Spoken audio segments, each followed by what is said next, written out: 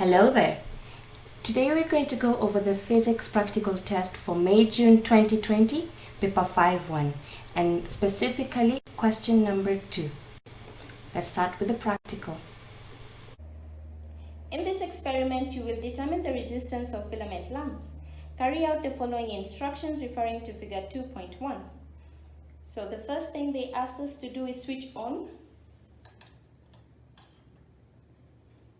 Measure the current in the circuit. We measure the current in the circuit using the ammeter, and that reads 0.3 amps.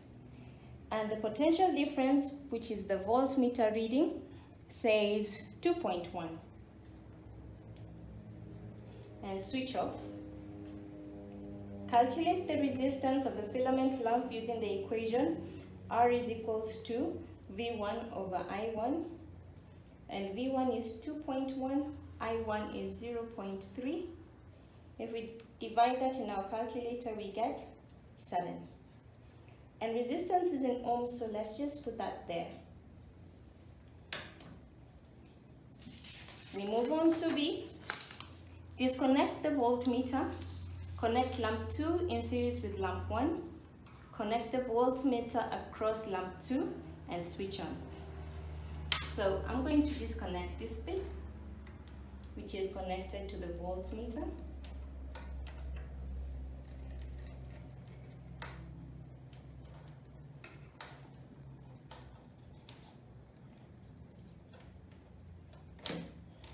And I'm going to connect lamp 2 with lamp 1.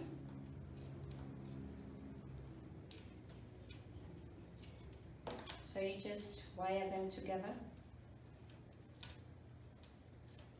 Can move that to the side a bit. Now these two together.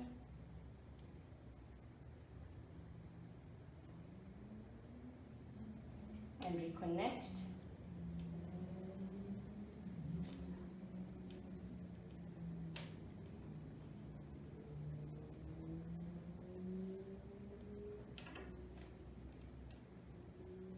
Voltmeter.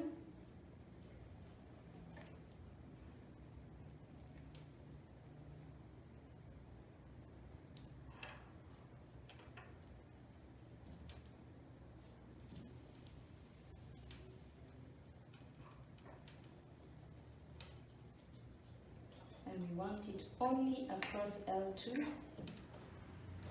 let me put it there first.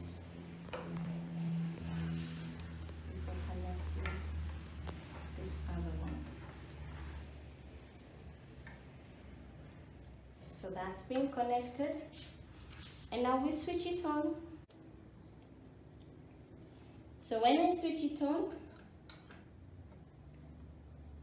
I get the ammeter reading as 0.15 and the voltmeter reading as 1.3. And when I use the formula, I'm going to do 1.3 divided by 0.15. I get my answer as 8.67. Let me leave it like that for now. And then I need to disconnect the voltmeter again and connect lamp 3 in series with the other two. So disconnect the voltmeter, connect lamp 3 in series with lamp 1 and 2, connect the voltmeter across lamp 3 and switch on. So I have L3 there connected in series with the other two, and I'm going to switch it on. And the reading I'm getting on the ammeter is 0.15, and on the voltmeter I'm getting 0.5. So I switch off. And I measure the resistance, which is 0.5 divided by 0.15, which gives me 3.33. So that was the test. Now I want us to look specifically at the results. So for A, what we got was 0.3 and 2.1, and when we use the formula given to us, this one, we get 0.7 ohms. And don't forget to write the ohms, there's a mark specifically for that. For the second one, we got 0.15 and 1.3, and when we use the same formula, we get 8.67 ohms. For the third one, we get 0.15 and 0.5, and when we use the formula, get 3.33 ohms. Now, something that I noticed when I was looking at my results was that there was no particular trend. Because I was adding one lamp at a time, there should be either an increase or a decrease. But in this case, I found that we went from 7 to 8 and then way down to 3. And I found that not to be quite okay. So what I did was repeated experiment 3 since I had already set it up, just to make sure that everything was as I had read, and that was actually fine. But when I did experiment 2, I found that the readings changed, and this is what I got. So instead of the volts being 1.3, I got 1.25, and the current was 0.15 before, and it became 0.2. And when I did the resistance formula, I got 6.25. And that's the one that I'm going to use for the rest of the working notes. So D says calculate R1, R2, R3.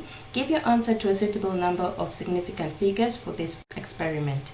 So when I add all those three, that's 7, 6.25, 3.33, I get 16.58, and I round it off to 16.6 ohms.